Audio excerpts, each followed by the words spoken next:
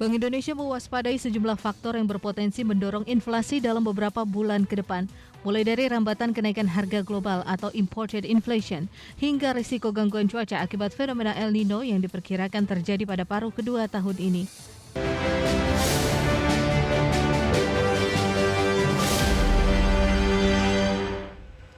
Kita ke informasi pertama pemirsa, Bank Indonesia mewaspadai sejumlah faktor yang berpotensi mendorong inflasi dalam beberapa bulan ke depan, mulai dari rambatan kenaikan harga global hingga resiko gangguan cuaca akibat fenomena El Nino. Meski inflasi saat ini masih berada dalam rentang sasaran, BI menilai tekanan dari faktor eksternal dan cuaca perlu diantisipasi agar tidak mengganggu stabilitas harga. Bank Indonesia mewaspadai sejumlah faktor yang berpotensi mendorong inflasi dalam beberapa bulan ke depan, mulai dari rambatan kenaikan harga global atau imported inflation, hingga risiko gangguan cuaca akibat fenomena El Nino yang diperkirakan terjadi pada paruh kedua tahun ini. Deputi Gubernur Bank Indonesia Aida S. Budiman mengatakan, meskipun inflasi saat ini masih berada dalam rentang sasaran, tekanan dari faktor eksternal dan cuaca perlu diantisipasi sejak dini agar tidak mengganggu stabilitas harga. Sementara itu, dampak imported inflation dapat terlihat pada kelompok administered prices atau harga yang diatur pemerintah, terutama setelah adanya penyesuaian harga bahan bakar minyak non-subsidi yang diperkirakan memberikan kontribusi sekitar 0,25% terhadap inflasi. Faktor resiko inflasi yang mungkin sekarang ini mencuat dan menjadi perhatian adalah tentunya tentang rambatan global, yaitu harga-harga minyak dan komoditas ke dalam negeri atau kita sebut dengan imported inflation. Dan yang kedua, ini belum terjadi tapi kita alert untuk menghadapinya, yaitu gangguan cuaca. Aida menegaskan risiko cuaca menjadi perhatian khusus seiring meningkatnya potensi El Nino yang diperkirakan berlangsung mulai akhir Juni hingga Oktober atau November 2026. Berbagai langkah antisipasi telah disiapkan melalui koordinasi pemerintah pusat dan daerah, diyakini mampu menjaga inflasi tetap berada dalam target 2,5% plus minus 1%. Jakarta, Tim Liputan IDX Channel. Menteri Pertanian Andi Amran Sulaiman terus mempercepat program hilirisasi perkebunan rakyat yang mencakup area seluas 870.000 hektar di berbagai daerah. Mentan mengatakan sektor hilirisasi pembangunan fasilitas pengolahan komoditas perkebunan juga terus berjalan di sejumlah daerah. Untuk komoditas kelapa, satu pabrik hilirisasi telah terbangun di Maluku Utara. Selain di Maluku Utara, pembangunan fasilitas hilirisasi juga dilakukan di Morowali, Sulawesi Tengah dengan Indragiri Hilir Riau. Amran berharap percepatan hilirisasi perkebunan rakyat tersebut dapat meningkatkan nilai tambah komoditas pertanian sekaligus membuka lapangan kerja baru bagi masyarakat di berbagai daerah. Perkebunan kita hilirisasi.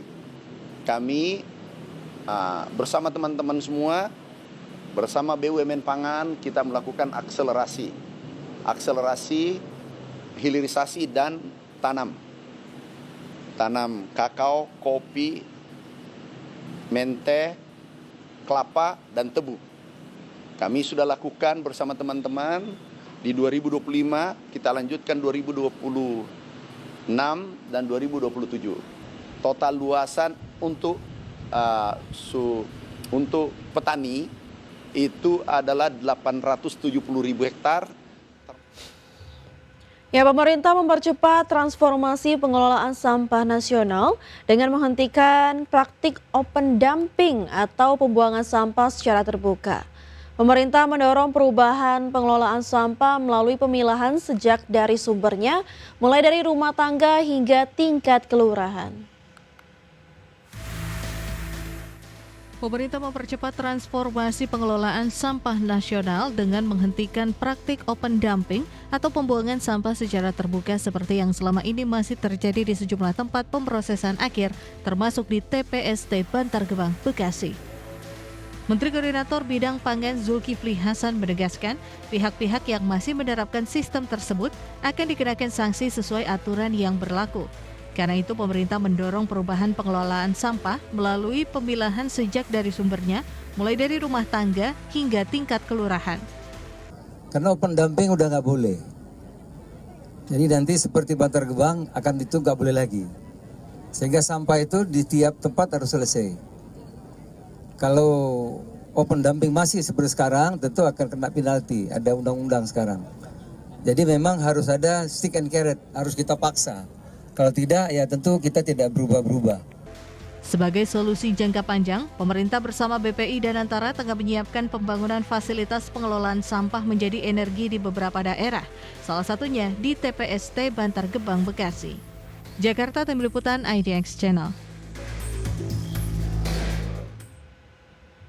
Pemerintah Provinsi DKI Jakarta mengajak warga Jakarta untuk aktif melakukan gerakan memilah sampah, mulai dari rumah tangga agar Jakarta menjadi kota global yang lebih bersih.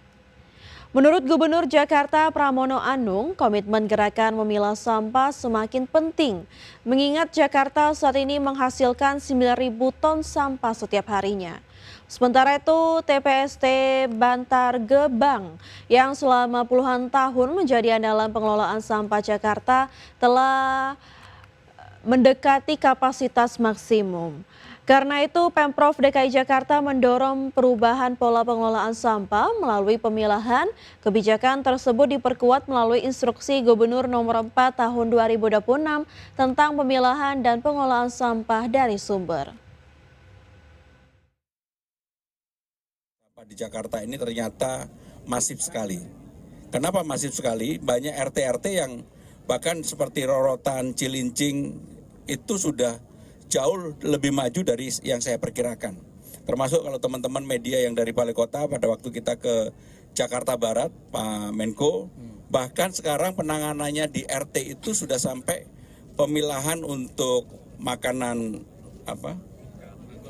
maggot, kemudian ikan dan sebagainya. Maka kami untuk di Ciangir segera akan membuka, kita mempunyai lahan di sana kurang lebih 90 hektar untuk pengembangan yang untuk organik tetapi untuk maggot dan juga untuk pupuk dan sebagainya.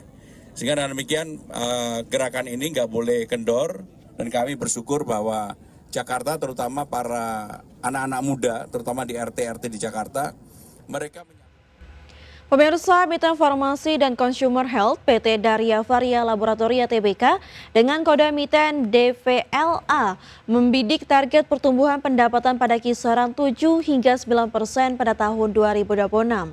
Target pertumbuhan high single digit ini didorong oleh fondasi manufaktur yang kuat serta transformasi bisnis menjadi perusahaan solusi kesehatan terintegrasi. Emiten Farmasi dan Consumer Health PT Daria Varia Laboratoria Tbk dengan kode emiten DVLA membidik target pertumbuhan pendapatan pada kisaran 7 hingga 9% pada tahun 2026. Melansir keterangan resmi perusahaan, perseroan sukses mencatatkan tren kinerja keuangan yang solid sepanjang tahun 2025. Perseroan membukukan total pendapatan sebesar Rp2,23 triliun atau tumbuh 6,9% jika dibandingkan dengan pencapaian tahun 2024 sebesar Rp2,09 triliun.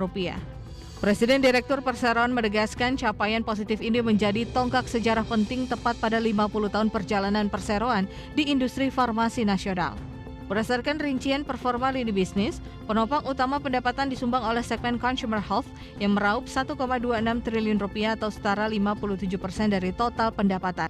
Lini produk kesehatan konsumen tersebut berhasil tumbuh 9,1% sehingga mampu mengimbangi kontraksi sebesar 5% pada bisnis obat resep. Meski mengalami penurunan, bisnis obat resep tetap menyumbang angka signifikan sebesar Rp666 miliar, disusul lonjakan segmen ekspor serta toll manufacturing sebesar 27% senilai Rp257 miliar. Memasuki kuartal 1 tahun 2026, tren pertumbuhan berlanjut secara konsisten dengan perolehan pendapatan kuartalan mencapai Rp595 miliar atau meningkat 9%. Demi menjaga momentum pertumbuhan tersebut, manajemen secara agresif memperkuat lini produk baru, mulai dari kategori kosmetik hingga suplemen kesehatan.